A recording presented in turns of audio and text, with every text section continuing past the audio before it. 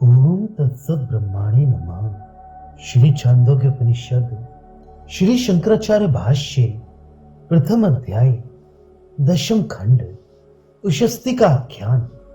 ओले और पत्थर पड़ने से कुरदेश के खेती के चौपट हो जाने पर वहां एविग्राम के भीतर आटकी जिसके स्तन आदि स्त्री जनोचित चिन्ह प्रकट नहीं हुए हैं, ऐसी अल्पवयस्क का पत्नी के साथ चक्र का पुत्र उशस्ती दुर्गति की अवस्था में रहता था।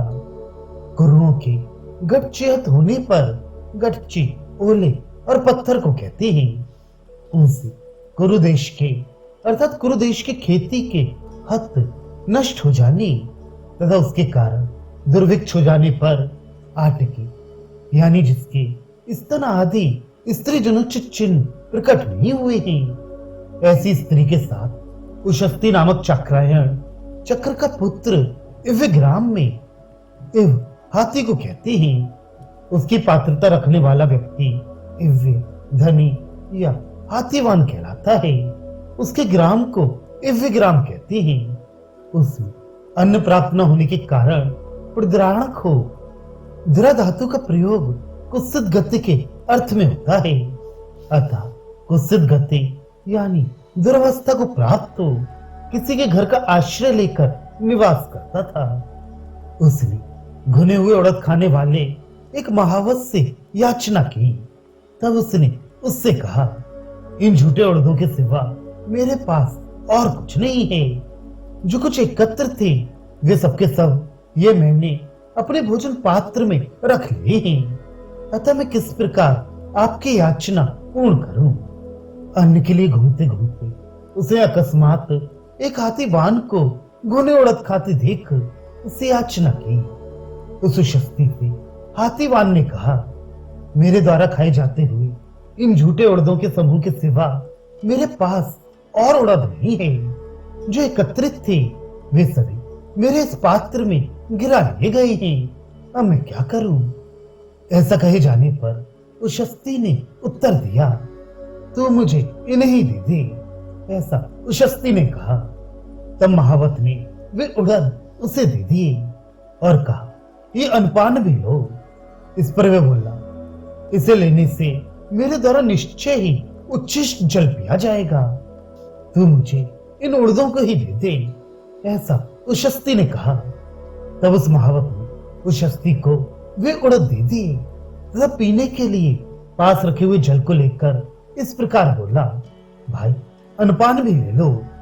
ऐसा कहे जाने पर उशस्ती ने कहा, यदि मैं इस जल को पीऊंगा तो निश्चय ही मेरे द्वारा ये उच्छिष्ट जल पिया जाएगा, अर्थात मुझे उच्छिष्ट जल पीने का दोष प्राप्त होगा।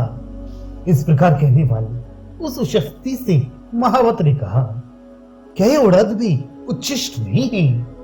उसने कहा, इन्हें बिना खाए तो मैं जीवित नहीं रह सकता था। जलपान तो मुझे यथेच्छ मात्रा में मिलता है।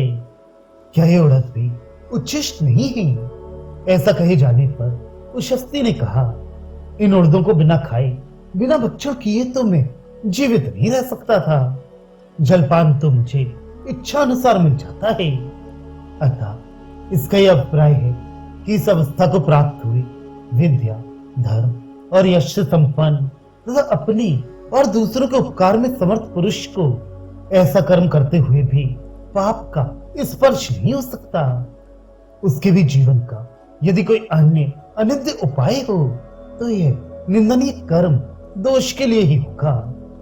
ज्ञानाभिमान वश ऐसा कर्म करने वाले पुरुष का भी नरक में पतन होगा ही। ये इसका अभिप्राय है।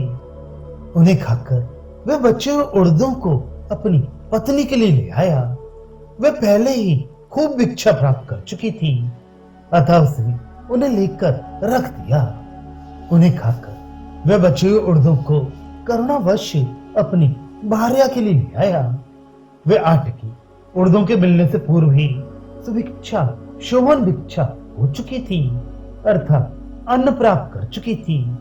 तथापि स्त्री स्वभाववश पति के दिए हुए उन उड़दों की अवहेलना न करके उन्हें पति के हाथ से लेकर रख दिया। उसने प्रातःकाल शैया त्याग करने के अनंतर कहा, यदि हमें कुछ अन्न मिल जाता तो हम कुछ धन प्राप्त कर लेती, क्योंकि वह राजा यज्ञ करने वाला है। वह समस्त ऋत्विक कर्मों के लिए मेरा वरण कर लेगा।